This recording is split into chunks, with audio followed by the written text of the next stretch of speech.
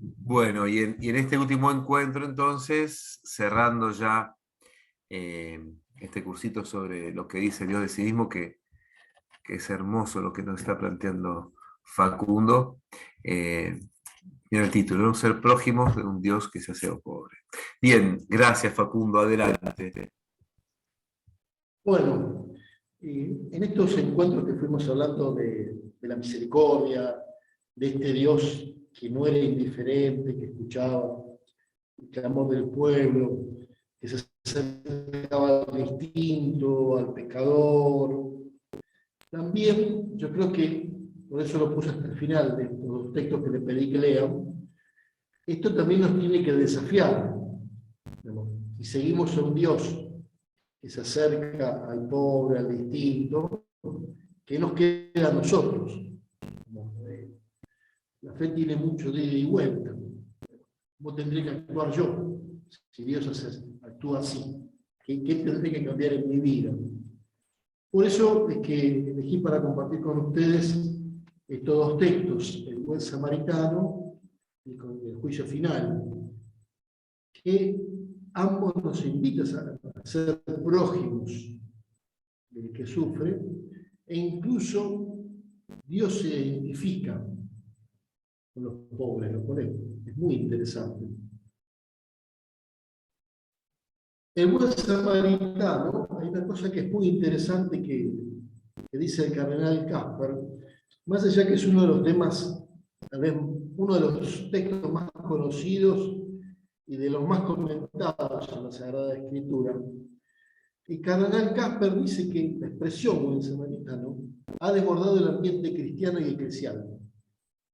Hay leyes en algunos países que se llaman leyes del buen samaritano, leyes sobre personas que auxilian a alguien, sin ser médicos, bomberos, paramédicos, y hospitales, clínicas, digamos, han traspasado el ámbito nuestro. Incluso expresiones, vos quién sos, el buen samaritano. A veces en las películas uno escucha, ¿quién te crees que sos? El buen samaritano. Y se ha transformado, dice Casper, en un sinónimo de ayuda desinteresada, humanidad, compasión, y en el caso cristiano de caridad. Y esto es muy interesante también porque Francisco, además de la misericordia, una cosa que ha insistido mucho es tocar la carne de Cristo, en los pobres y los excluidos. Incluso va a decir que el contacto con el pobre, el tocar al pobre, nos libera de herejías y conductas antievangélicas. Porque el contacto directo te interpela. Entonces, le voy a contar una cosa así, y que Dios no me manda al infierno. ¿No? Vino una vez un católico así muy doctrinal, por decirlo de alguna manera, así muy doctrinal, muy preocupado por la doctrina, al cotolengo de Claypole. Entonces le insistió al director del Cotolengo que había que dar doctrina en el Cotolengo.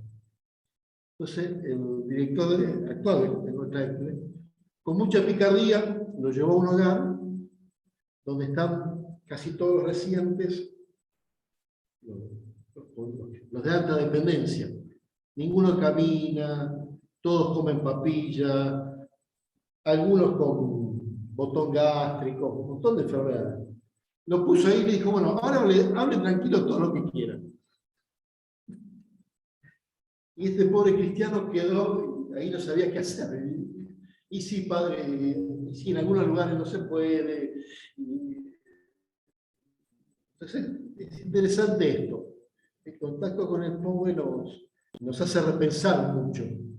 Bueno, yo les pregunto, ¿qué resonancia les tuvo la lectura del buen samaritano? ¿Alguna cosita? Y después empezamos un poquito. ¿Algún detalle que les llamó la atención?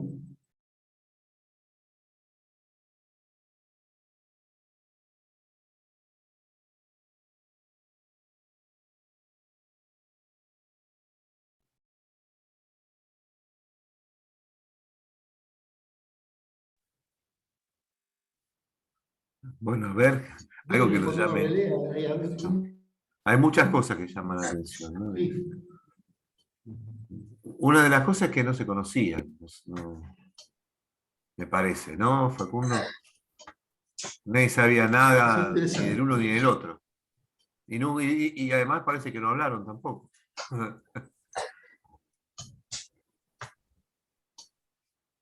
Hay un desconocimiento total. Sí, a mí me sorprende mucho, me impacta mucho eso, ¿no? Que no se sabe ni del pasado, ni del futuro, ni qué hicieron, ni si eran buenos, ni si eran malos. No hay datos, no hay datos.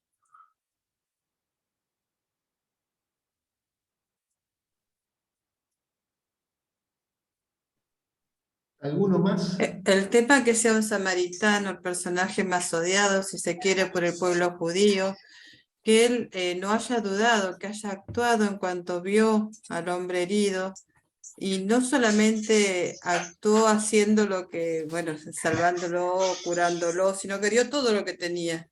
Y además de dar todo lo que tenía para cuidarlo, cuando lo lleva en su propio modo de transporte, digamos, al lugar que lo deja alojado, pide que lo cuide otro y paga por ese cuidado. O sea, él no hizo ¿cómo diría? Fue más allá de las reglas.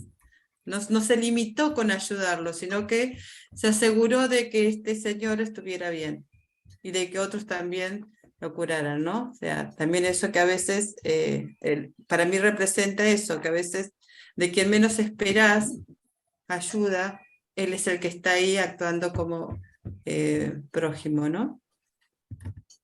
El tema de los prejuicios que a veces A mí una nos cosa limitan. que siempre me hace ruido de este evangelio es que nosotros hemos como aprendido que tanto el sacerdote como el doctor de la ley son los malos, y el sacerdote y el doctor de la ley todo lo que hacen es cumplir la ley, porque ellos no pueden tocar heridos, van al templo y van a quedar impuros. Es decir, en todo caso lo que tendríamos que aprender, no que son los malos, sino que no es la ley la que nos lleva por el buen camino, sino la solidaridad y la compasión,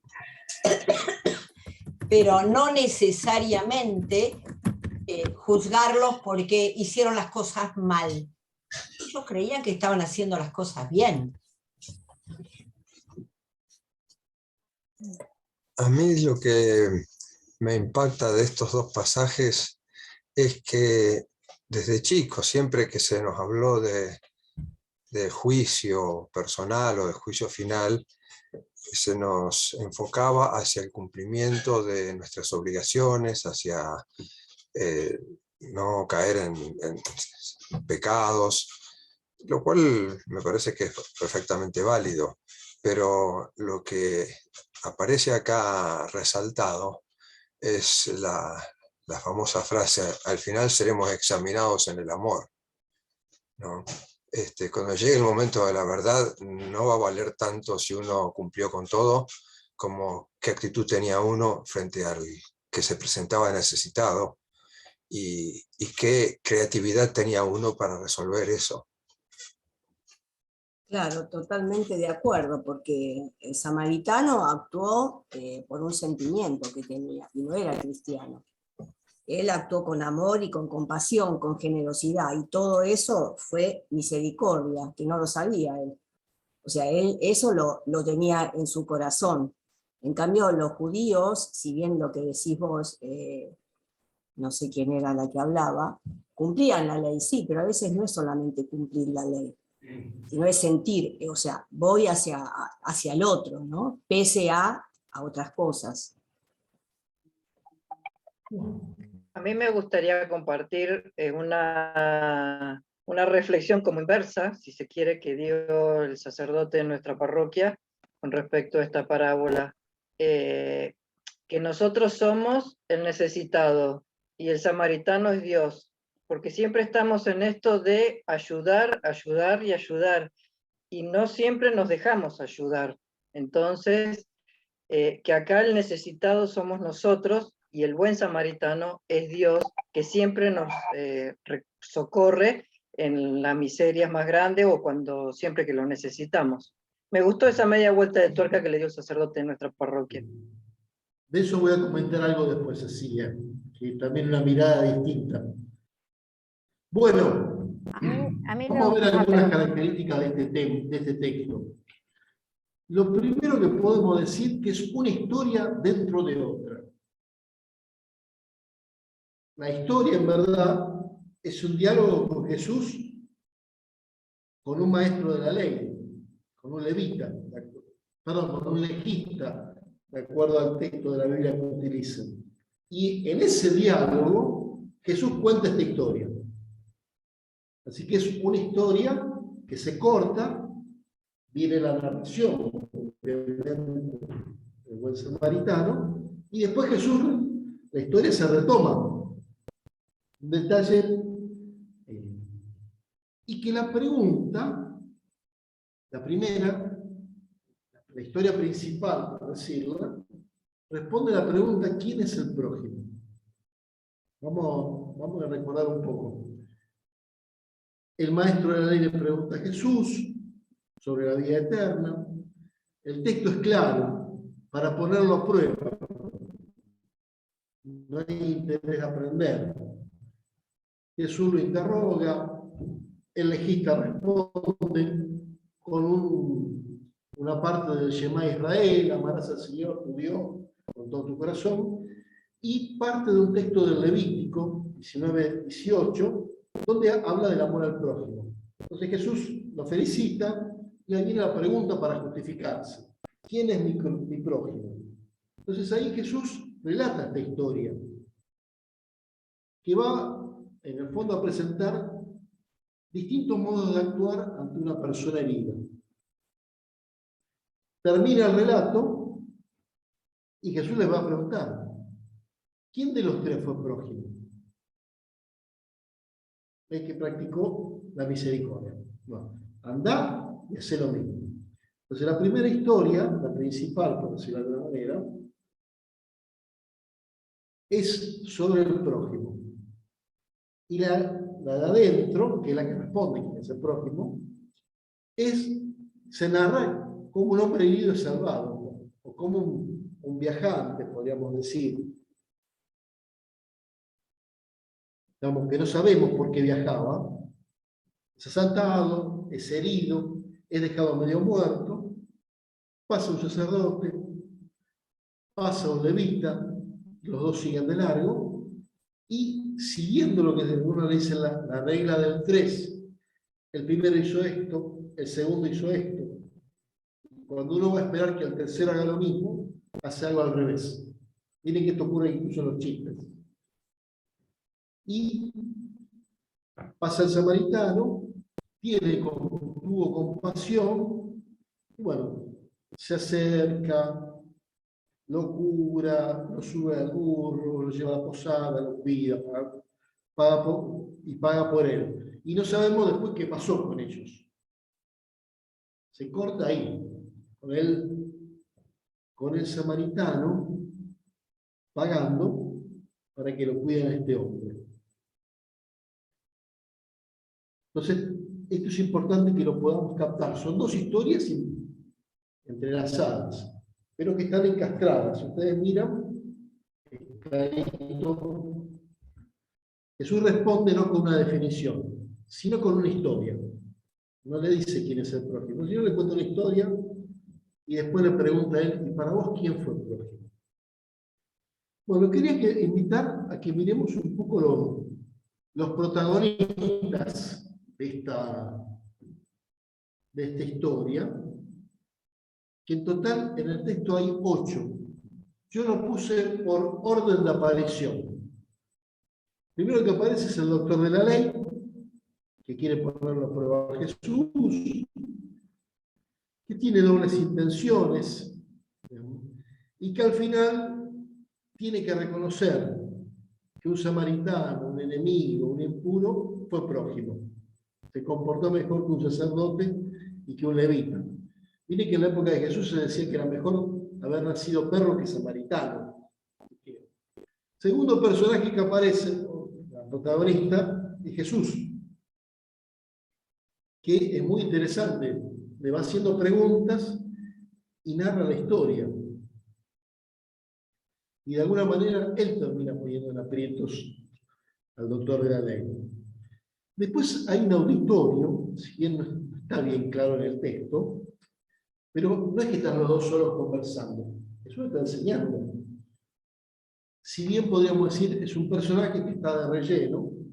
¿Vieron cuando uno hace una obra de teatro? Están los personajes principales, los secundarios, después está el montón que hace de relleno.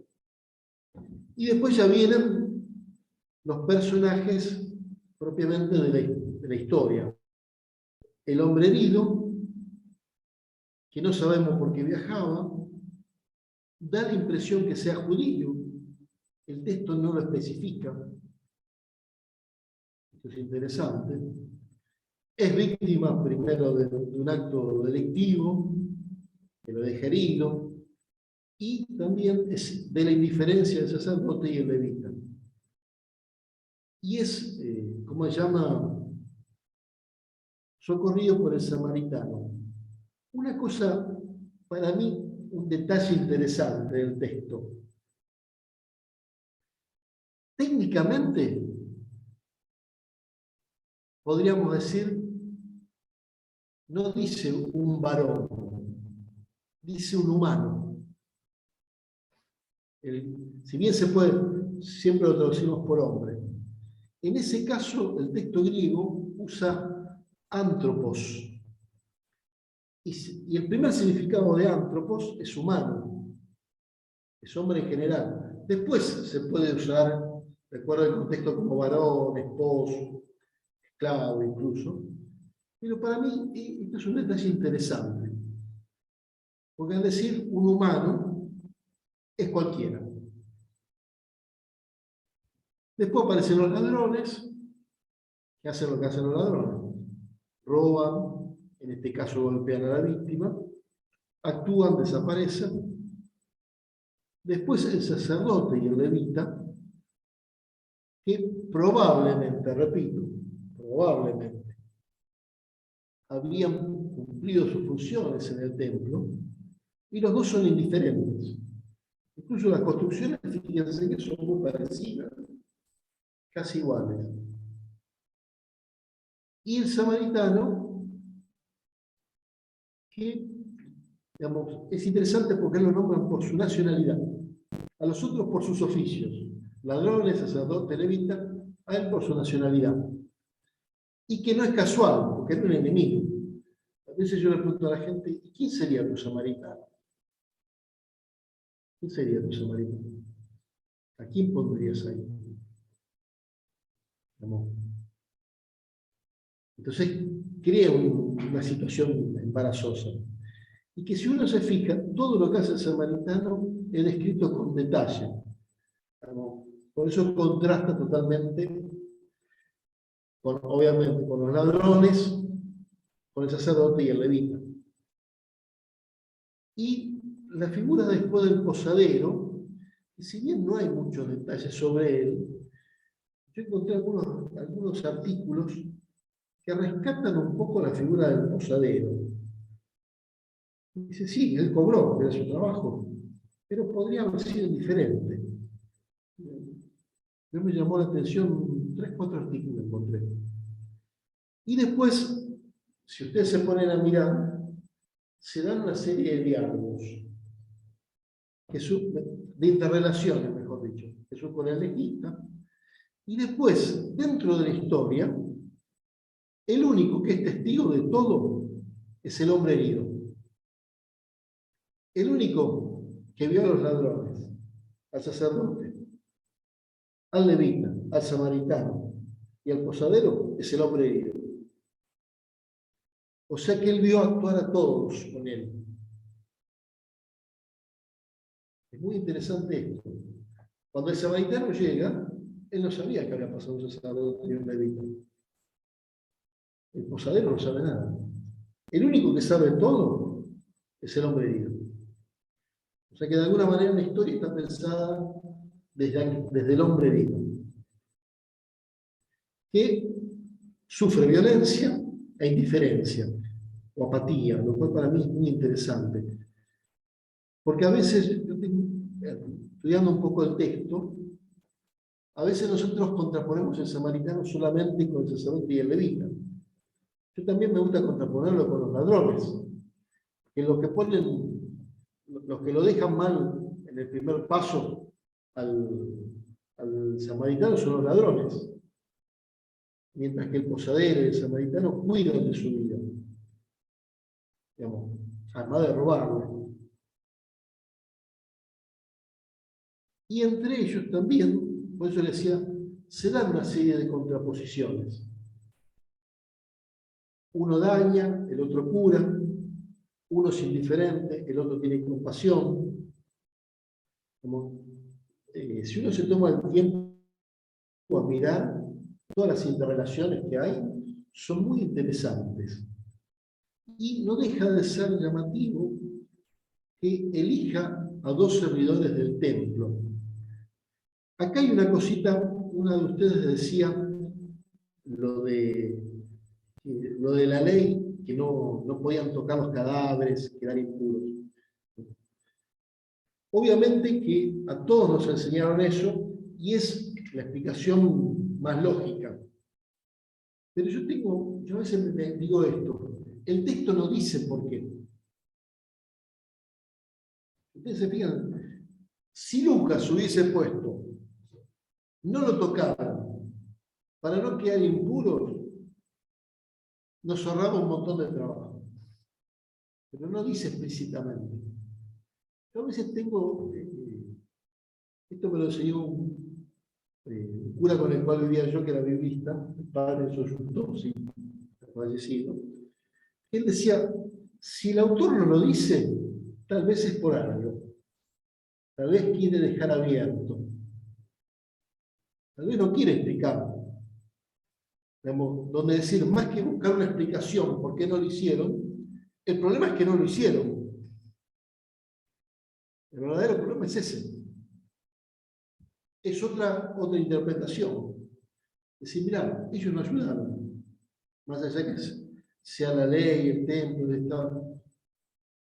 También yo podría decir, no les interesó, no lo quisieron, estaban apurados. Pero también pensar eso. Obviamente nosotros siempre tenemos que buscar una explicación, nos han enseñado algunas, pero también a veces tenemos que animarnos a pensar alguna otra cosa.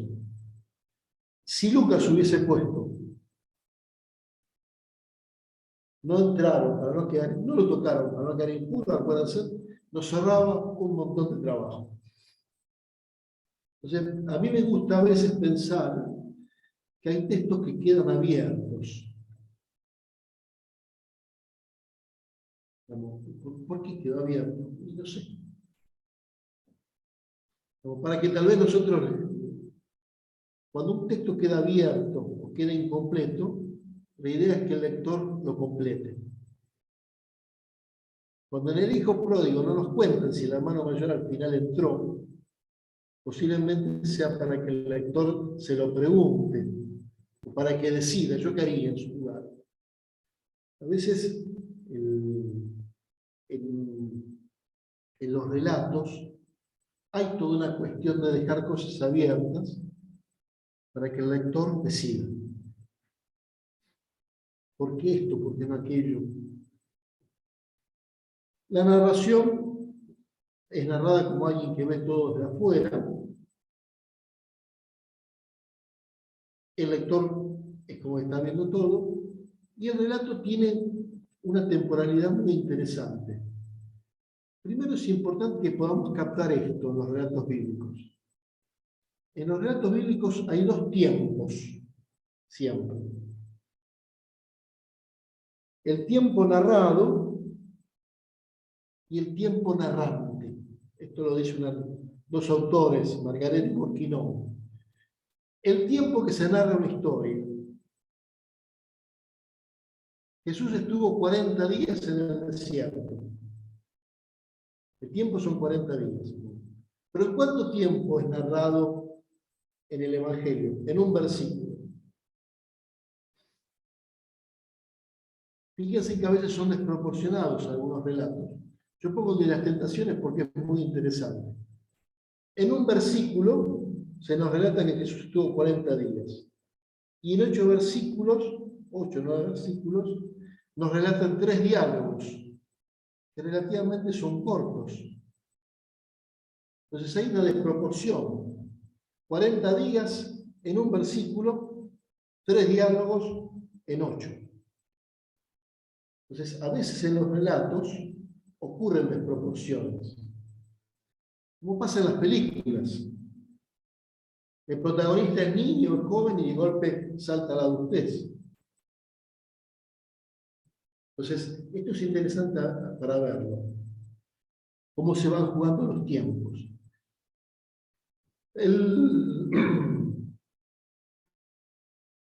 El texto tiene básicamente estos tiempos. El diálogo de Jesús con el legista, el asalto que sufre el samaritano y la indiferencia, y el auxilio, que fíjense que tiene una narración más extensa, y el llevarlo a la posada, que incluso al día siguiente.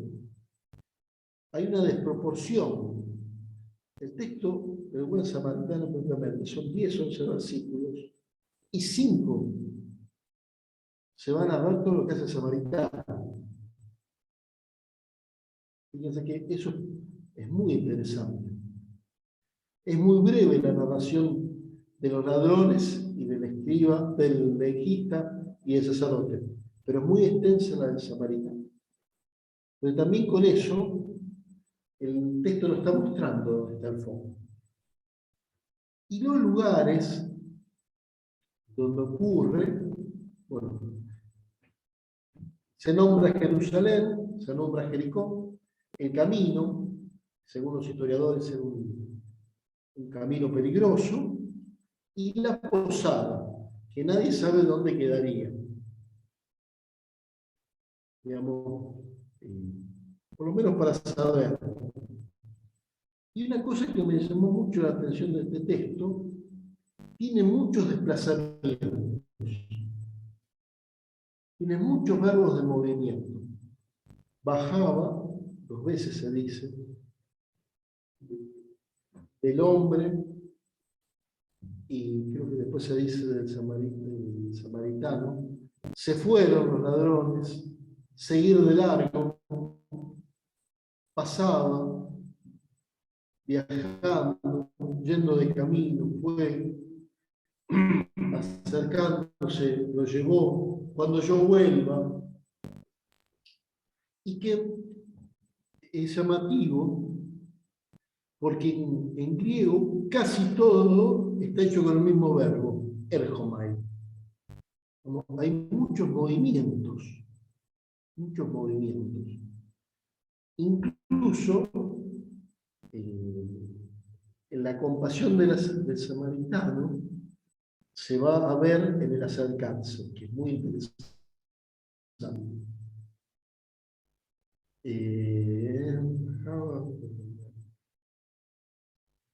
En el caso del samaritano, es muy interesante que usa un verbo medio raro, antipaergomai, que sería desviarse del lado opuesto. Entonces, mientras que los servidores del templo van para un lado, digamos, como que decididamente el samaritano decidió ir hacia el herido. Porque él pasa, lo ve, y el verbo indica como que decididamente va, se desvía. No es que de casualidad. Los ladrones se van, el samaritano se acerca. Digamos, en griego usa el mismo verbo con distintas proposiciones. Nos indica mejor el irse desde un lugar a ir hacia ese lugar. Entonces, todo va a jugar entre acercarse y alejarse, o seguir de camino. Dos movimientos que esto es muy, muy interesante por la palabra prójimo. Y una cosa muy rara la palabra prójimo. Ustedes saben que en muchas lenguas, próximo y prójimo es la misma palabra. En español tenemos dos, pero en muchas lenguas, vecino, próximo y prójimo es el mismo término. Estamos hablando de esto de acercarse. Para mí es muy interesante. Incluso le voy a dar un detalle no bíblico. ¿Vieron la película Gladiador? Hace como 20 años salió. Sí, Si sí. si la miran, el entrenador, podríamos decir el que compra Máximo y lo hace Gladiador, que al final lo termina ayudando, se llama prójimo. Se llama prójimo. Incluso, fíjense, abro un paréntesis, el que armó el guión, el protagonista se llama Máximo. Su enemigo, el que mata al emperador, es Cómodo. Y el que lo ayuda a él es Próximo. Así que el que pensó los nombres no era tonto. Ya quería indicar algo, quién era cada uno. Bueno, en Levítico 19-18, aparece un término hebreo, real, que se puede traducir por prójimo, amigo, vecino, compañero, socio, colega, camarada, paisano, pareja o pariente. Esto lo dice Alonso Shekel en su diccionario. Y la 70, que es el mismo término que va a utilizar Lucas, usa lesión, que tiene un significado muy similar. Muy similar. Y la historia que narra Jesús, que es muy interesante, plantea algo nuevo. Personas que no entraban en esa cuestión, como se llama, de la definición de estas palabras, que no entran en el precepto. Si pueden bajar a internet, buscan el padre Briglia, que fue profesor en Devoto, yo no lo tuve, escuché hablar muy bien de él. Él va a decir que en este texto, tiene un trabajo, hizo su tesis sobre el samaritano. El término prójimo, el pueblo judío lo aplicaba para los miembros del pueblo y después para el forastero, pero no para el extranjero. Entonces acá es muy interesante que Jesús es un extranjero el que lo va a hacer. Digamos, ya no importa la nacionalidad, ya para el texto el prójimo no es el de mi pueblo, es todo. Eso es muy... Y un autor, Borkham, dice que la pregunta ¿quién es mi prójimo?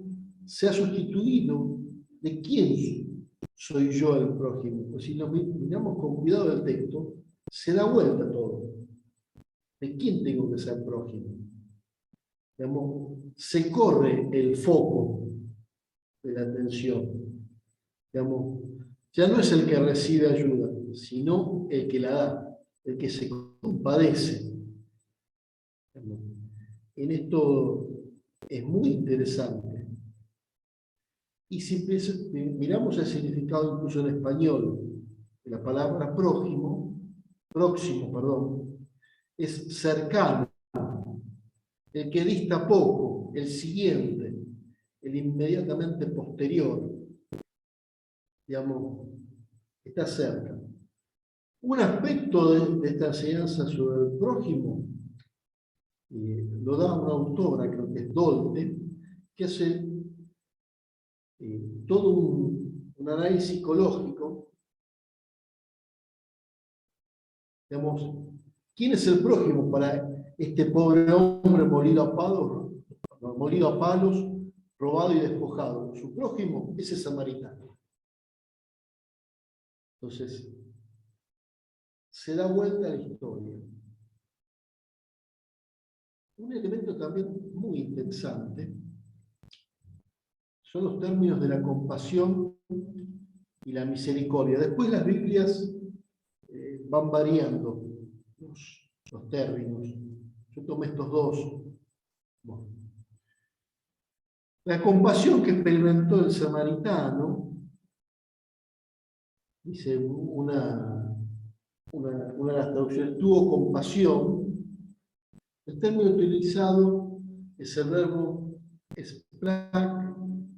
splagnisomai, significa compasión, tener compasión, conmoverse, compadecerse, que viene de splagnon, que remite a las entrañas, a lo más íntimo del ser humano, y que está influenciado por el término hebreo rajamim, que son las entrañas, el vientre materno. En esto yo he escuchado a algunas mujeres, algunas madres, que cuando le pasan algo a los hijos, sienten algo en el vientre. Escucha algo de contar eso. Entonces, la misericordia es algo que nace de las entrañas, del vientre materno. Por eso es que también se dice mucho que la misericordia es un aspecto femenino de Dios, por toda esta referencia al vientre materno. Y el otro término que va a aparecer es al final, cuando le pregunta quién de los tres fue prójimo y que practicó la misericordia con él, va a aparecer el sustantivo eleos, que significa compasión, misericordia, con el verbo poieo, que significa hacer el bien, practicar la misericordia. Digamos, hizo la misericordia. Incluso, yo les cuento algo muy interesante. Esto, cuando uno investiga estos textos, a veces uno mira la Biblia Vulgata, cuando traduce este texto, va a decir que el samaritano, mutus es misericordia, tuvo como un movimiento interno de misericordia. Y cuando habla de la acción, va a decir hizo misericordia. Como son, yo digo, cuando Jerónimo lo tradujo, como que quiso diferenciar entre algo interior, la compasión que él siente, y el practicar la misericordia. Interesante para decir, bueno, dos aspectos, no solamente decir lo que sintió, sino también lo que hizo, lo que él sintió en ese momento. Y Norma comentaba lo de las cosas, que se comprometió, que puso plata. Bueno, que es muy interesante este aspecto, porque también a veces nosotros le damos la palmadita en la espalda y se acabó. Y si empezamos a mirar, se compromete con todo el samaritano. Está descrito. Vendó, echó aceite y vino, montándole, le llevó, cuidó, sacando los denarios, deje pagaré cuando vuelvan. Digamos, hay vendas que las habrá hecho con tela, hay aceite, hay vino, hay un burro, hay 2 denarios, digamos, y algunas cosas. No se describen tanto los cuidados médicos, sino su generosidad.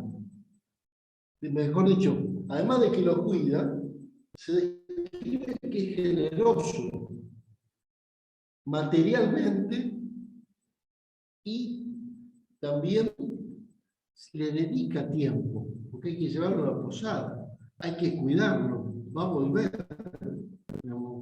Realmente es muy interesante eso.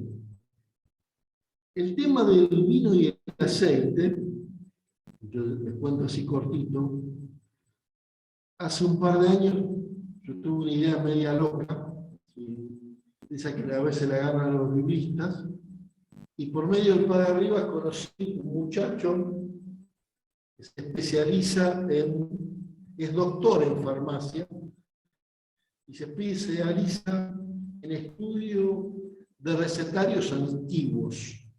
Estudia recetarios siríacos del siglo III, así, siempre bueno.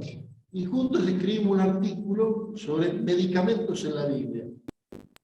Obviamente yo hice toda la parte, él hizo la parte farmacéutica, y bueno, y tanto como el aceite, bueno, el vino se usaba para desinfectar, y el aceite se usaba para hacer heridas sanas.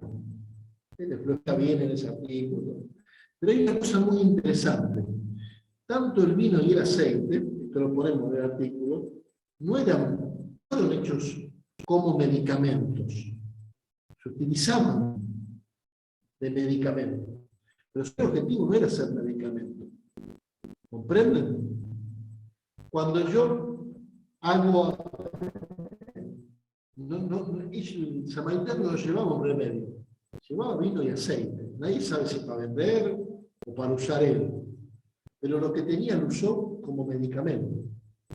Hay cosas que yo las fabrico especialmente para hacer un medicamento, y hay cosas que no, pero las uso como medicamento. Sin detalles como para... El samaritano lo que tenía lo usó. No tenía un botiquín. Pero lo que tenía lo usó. E incluso va, como se dice, a involucrar a alguien. Va a involucrar al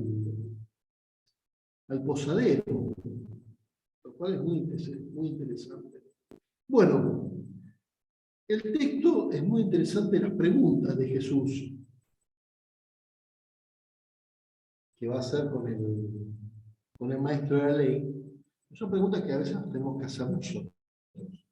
Y con lo que decía Cecilia, los padres de la iglesia, esto por lo menos para comentarlo, tienen toda una interpretación donde dicen que el herido es el ser humano, y que Jesús es el buen samaritano. Y va haciendo toda una explicación de los demonios que atacan al hombre, digamos, y Jesús que bajó de los cielos para ayudarnos. Yo puse este icono que encontré en internet. Entonces, es una interpretación de los padres de la iglesia, también interesante. Esto lo dice San Ambrosio. Habiendo visto un hombre medio muerto, al que nadie había querido curar, se acercó a él, es decir, compadecido de nuestra miseria, se hizo íntimo y prójimo nuestro para ejercitar su misericordia con nosotros. Y también es muy interesante pensar la encarnación como Jesús que se hace prójimo del hombre, viene a compartir con el hombre. Entonces, en este Dios que se hace cercano, también nosotros tenemos que hacernos cercanos a nuestros hermanos. Si no, estamos siendo realmente discípulos. En el caso del juicio final, yo les voy a contar una cosa de este texto. Bueno, lo primero que les puedo decir de este texto es que es utilizado en la liturgia para los santos y santas que se dedicaron a las obras de misericordia. Incluso cuando nosotros rezamos la misa propia de Orione, nosotros leemos este texto. A veces aparece entero, a veces aparece por la mitad en algunas misas. Por ejemplo, aparece en la misa de San Juan de Dios, Santa Isabel de Portugal, San Pedro Caber, Martín de Tours, José Benito Cotolengo. Y es un texto único en su tipo, porque es el texto apocalíptico que describe, el único texto que describe el final de los tiempos, y donde el Hijo del Hombre es presentado como un rey, juez todopoderoso. El mejor ejemplo es el juicio final de la Capilla Sistina. Fíjense ahí, Jesús es un titán. Hasta te da miedo por un momento. Parece que le va a pegar a alguien. digamos, aparece con otra postura. Pues les voy a contar algo que me pasó con este texto una vez.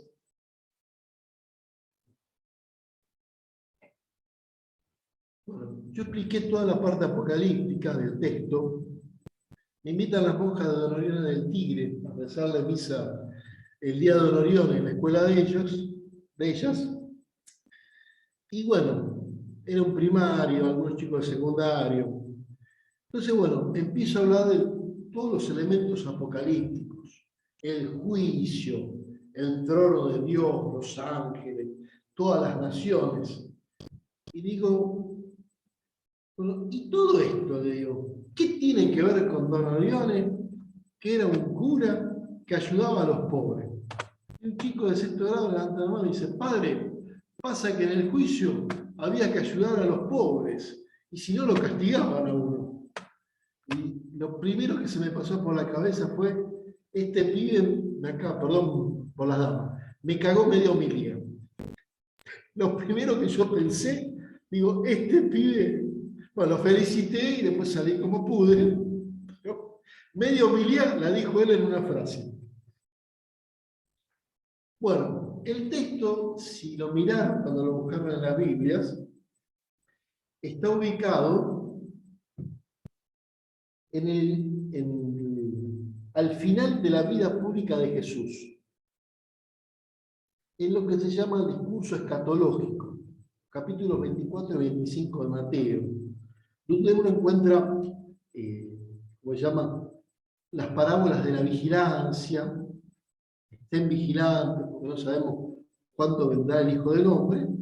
Y el último texto es este. Después ya viene todo el relato de la pasión. Por eso es bien claro dónde comienza y dónde termina. Y es un texto un poquito discutido entre los biblistas. Algunos dicen que es totalmente apocalíptico.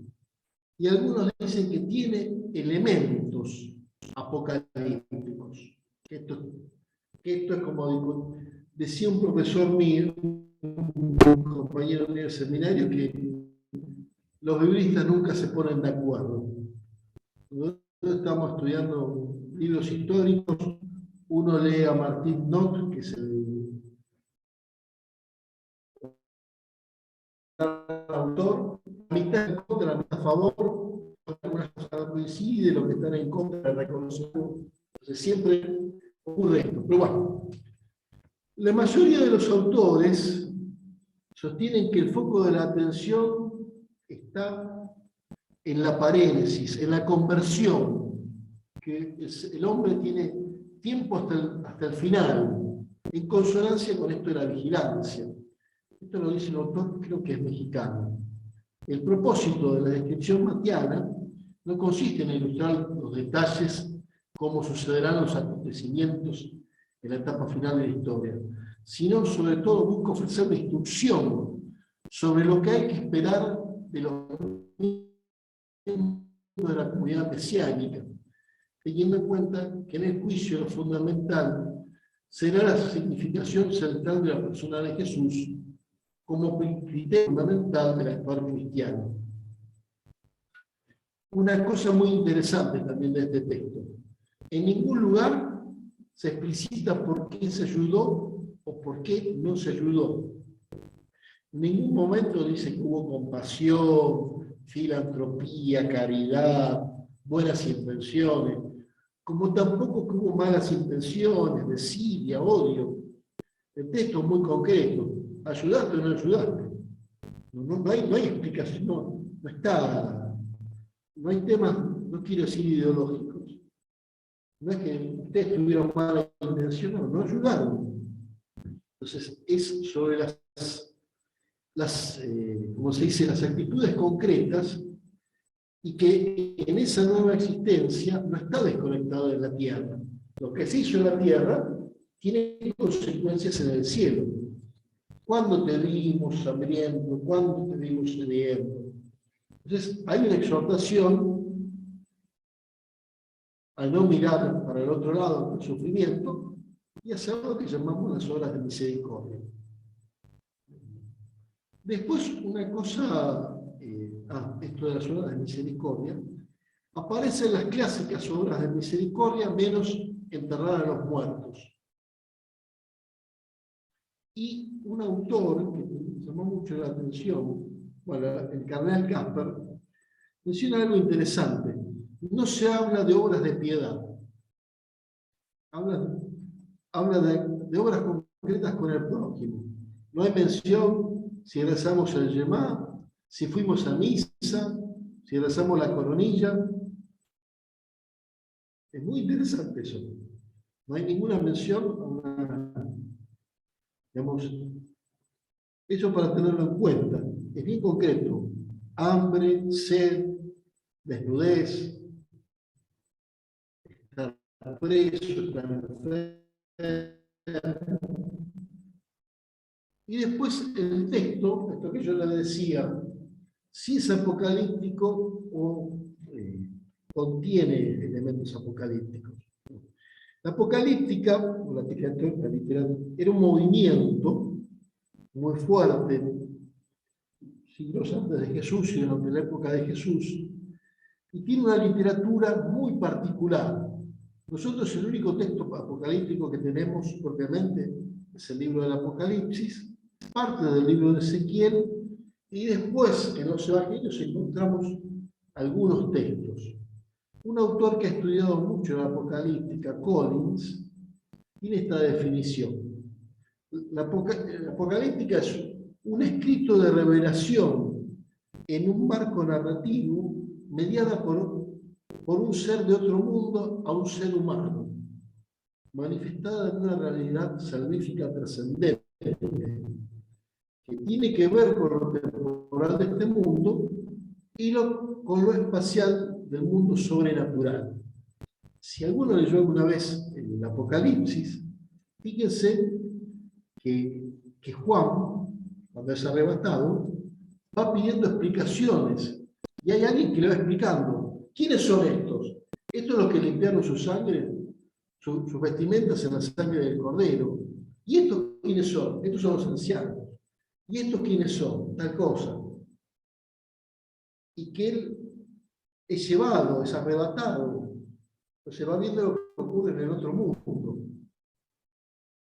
Como la Apocalipsis es un movimiento de resistencia, donde se pone la salvación en el más allá. Eso para usar un curso apocalíptico.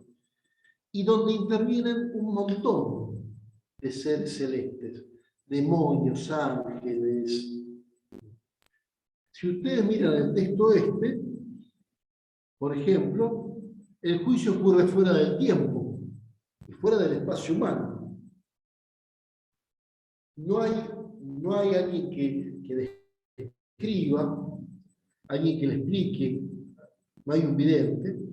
Hay seres y objetos sobrenaturales, los ángeles, la gloria, el trono de Dios. Hay una mención al diablo y a sus ángeles. Entonces, por eso es la discusión, si es un texto apocalíptico o contiene elementos apocalípticos. Pero para mí es muy interesante esto. El Apocalipsis es una revelación. O sea, ¿qué se revela en este texto? Esa es la gran pregunta. Bueno, para mí la gran revelación de este texto es que el rey se identifica con el que sufre. Porque es lo que nadie sabe. Ni los justos, ni los injustos, ni los benditos, ni los malditos saben que ese pobre que ayudaron o no ayudaron era el rey. Me lo hicieron a mí. Es muy claro, el beneficiario o el que sufrió la indiferencia o la omisión es el mismo rey. El mismo en la persona de cada uno de sus pequeños, por el beneficiario de la calidad o de la indiferencia. Por eso, Juan Pablo II, el nuevo Milenio Neunte, va a decir que este texto, esta página, no es una simple invitación a la caridad. Es una página cristológica, que ilumina el misterio de Cristo. Y esto es mucho más interesante. Digamos, no solamente ayudo porque está bien, porque me lo manda, porque es un precepto de la iglesia. Ayudo porque en ese pobre está Cristo.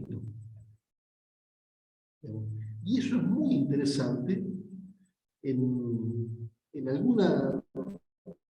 muchos escritos de santos. Los santos ven en lo que está Jesús. Madre Teresa, ustedes saben que Madre Teresa nunca quisieron que escriba sobre ella.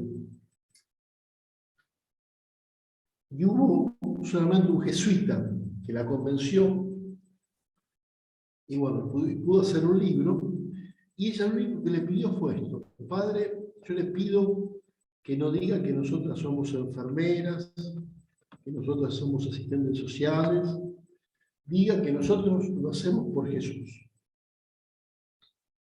Y en mi caso particular, en los escritos de los últimos años de Don Orión, aparece mucho esto de identificar.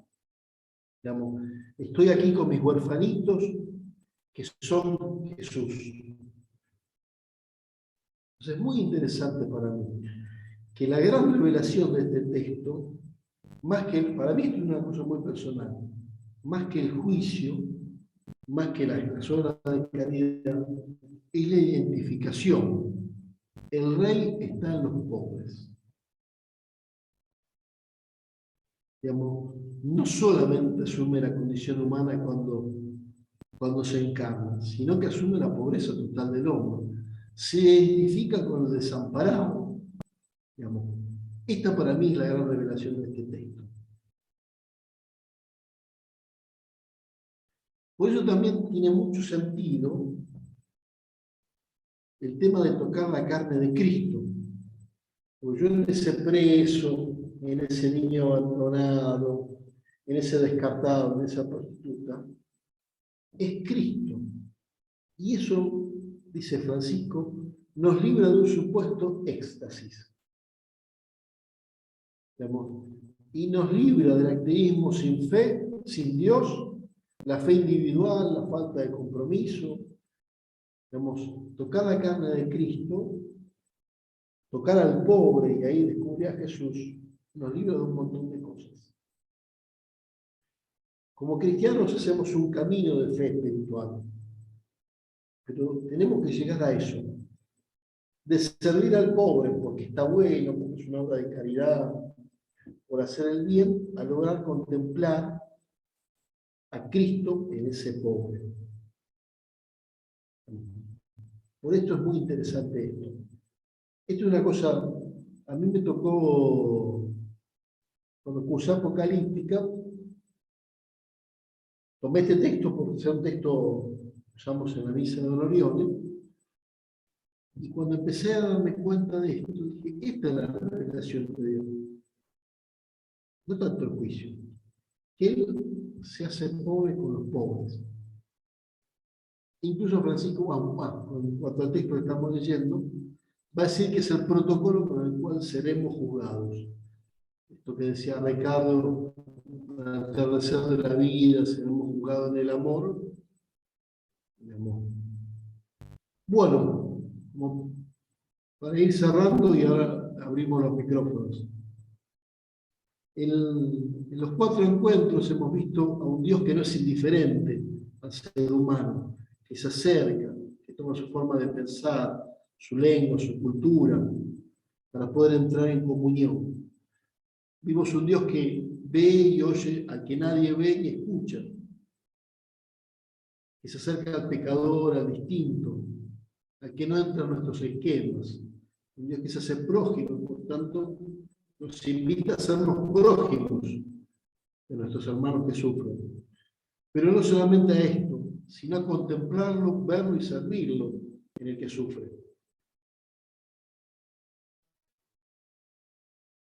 Lo que compartí con ustedes es una pequeña e incompleta muestra de un Dios que es amor, que es misericordia, que es padre y madre, un Dios apasionado por el hombre.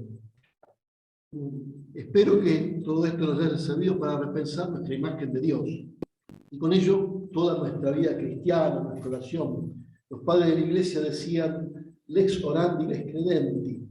Yo, de acuerdo a la imagen de Dios que tenga, va a ser mi vida cristiana, va a ser mi oración. Y que no le tengamos miedo a este Dios y nos dejemos misericordiar, como dice Francisco, que nos dejemos amar y no tengamos miedo de presentarnos con nuestras pobrezas, con nuestros pecados, y saber que también estas imágenes nos desafían cada día a ser más misericordiosos, más comprensivos, más serviciales, y poder cumplir lo que dice el adagio, amor con amor se paga. Bueno, ahora abrimos los micrófonos y los escucho a ustedes. ¿Querés sacar Gracias. la pantalla Sí, compartida? ahí lo saco.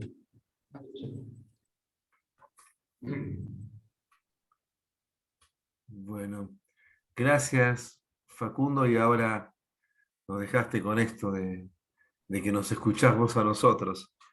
Así que invítame a ver cómo vamos a poder aportar algo, ¿no? Y que entre todos también podamos buscar estos caminos que nos propone Facundo.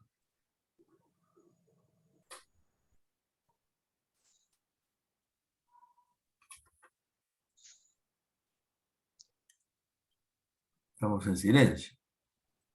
Es que fue muy fuerte la frase con la que cerraste, Facundo. Ah. De acuerdo con la Sí. imagen de Dios que tenga, va a ser nuestra vida cristiana. Mirá qué buen parámetro para hacer nuestro examen de Sí, conciencia, ¿no? yo les cuento una cosa en eso que percibió Norma y que dijo recién Facundo.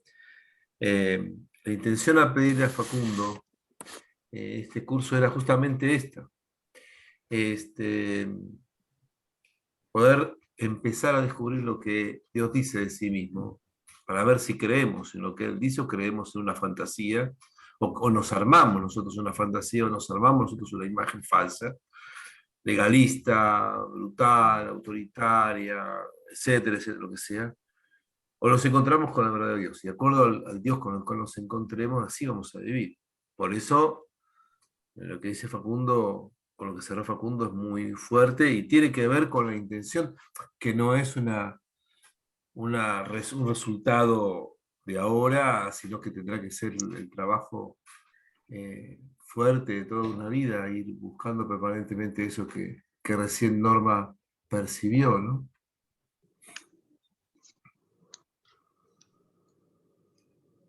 Miren, yo una vez escuché decir al padre Leonardo Capelluti, que nos daba a nosotros materia de dogmática, ¿ustedes quieren saber en qué cree una persona? No le pregunten, mírenlo cómo vive y cómo reza. Que era lo que decían los padres de la iglesia. Lo que se vive y lo que se reza es la fe que tenemos, de alguna manera. Digamos, de la boca para afuera podemos decir un montón de cosas, pero realmente ahí es donde se ve. Lo que sale naturalmente, por decirlo. Digamos, si yo creo que Dios me va a castigar si me porto mal, ¿cómo va a ser mi oración? Si yo siento que Dios es misericordia, ¿cómo va a ser mi oración? Miren que todavía hay gente que actúa por miedo. Si no hago esto, Dios me castiga. Y queda mucho de esa espiritualidad.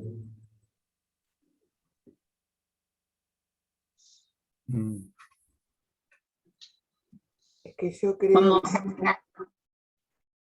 Sí. Como también existe todavía el que piensa en confesión, en penitencia y en penas dentro de nuestra fe, más que reconciliación, revinculación Sí. y resignificación. Y yo pensaba, porque el otro día una joven que está haciendo catequesis, hablábamos de esto del rostro misericordioso de Dios y de todo esto, y le digo, para vos, ¿quiénes son esas personas, los crucificados de hoy? Y dice, son todos los invisibles. Y le digo, ¿y quiénes serían los invisibles? Y me dice, todos los que no vemos, porque nos sentamos al lado de uno que está triste o que no tiene comida, nada, y lo pasamos por al lado, o sea, no lo vemos, es un invisible. O a mí me ven porque ella tiene una dificultad para hablar. O trato de decir algo o no lo digo bien y no me ven, no me escuchan, no sé, yo también soy un invisible. Todos los invisibles. Y me quedó una frase. Estamos rodeados de invisibles y a veces nosotros también somos invisibles. Y ahora con lo que dijo Facundo de cómo rezamos, cómo es nuestra fe, en qué creemos y ese Dios que tenemos a nuestra imagen, es eso lo que vemos en el otro. Bueno, debe ser que a veces tenemos un Dios invisible o así lo percibimos, que vemos a otros invisibles también. Eso. Sí, sí, sí. Sí, sí. Hola, ¿se Bien, escucha? se escucha ¿Se escucha? perfecto, sí. Sí. Lo mismo que, a ver, ¿quién era Norma? Yo estaba haciendo el gesto de que era cocarda y broche final realmente, la frase con la que has terminado, Facundo. A mí me parece que el aproximarse a la palabra es un camino de interpelación que va como en círculos que se van ampliando, ¿no?, hacia adentro de nuestro corazón. En tanto y en cuanto no tengamos un corazón sordo, de piedra, y en cambio nos dejemos interpelar. Pero la palabra es eso, es interpelación continua, permanente, porque es una palabra viva, es una palabra que es de un Cristo que está vivo. Sí.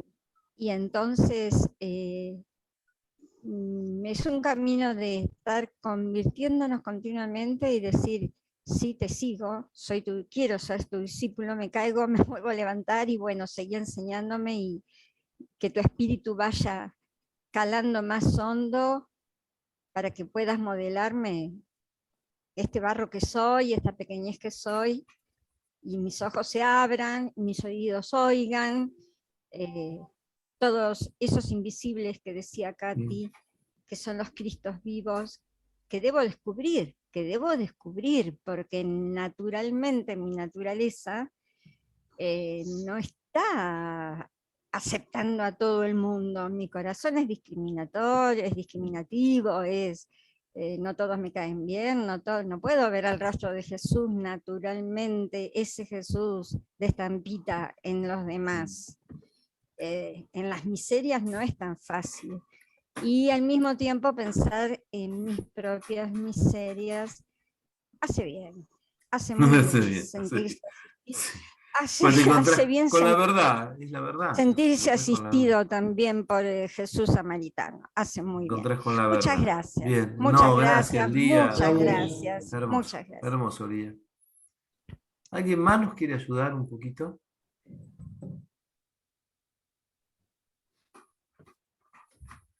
¿Alguien más que está ahí?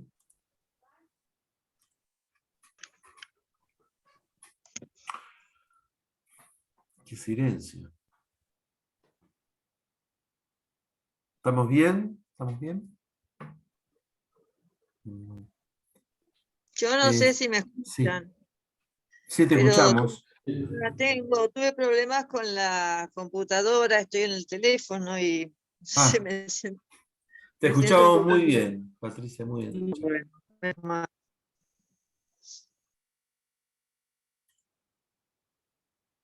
sí, ¿ibas a decir algo? No, eso nada más, que no sé si me veían mal o... No. Hay una notita allí en el chat de Marta que dice profundo carisma orionita. Mirá, escuchaste eso, Facundo, ¿no? Creo que esto es lo que le agrega a Facundo, además de su estudio y de su dedicación, la sensibilidad de estar con una actitud de servicio hacia un grupo muy desvalido, muy vulnerable, muy pobre. Entonces eso es lo que a nosotros nos moviliza también, ¿no? Es para reconocer, para admirar y admirar de verdad, ¿no? Acá Marta nos dice que también es orionita. Bueno, muy bien. Bueno, gente, ya son 6:15. Gracias, Facundo, de corazón por esto. Dos cosas a los que hicieron el curso. Gracias también por estar tan presentes y acercarse tanto. Los esperamos la semana que viene con el espacio de oración. Vamos a hacer un mes de lectura orante, Facundo. Vamos a terminar todo el año con un espacio de lectura orante, ¿no? Todas las semanas. Cosa de no quedarnos con la Biblia, justamente como terminaste vos, simplemente como un espacio de reflexión, de estudio, sino que eso se haga oración. Así que vamos a tener 4 semanitas de oración con Marcela Pérez. Bueno, así que los invito a que se inscriban y nos veremos. Gracias, Facundo. Muchas gracias, Facundo. Gracias, Realmente padre. hermoso el curso. Sí, Gracias.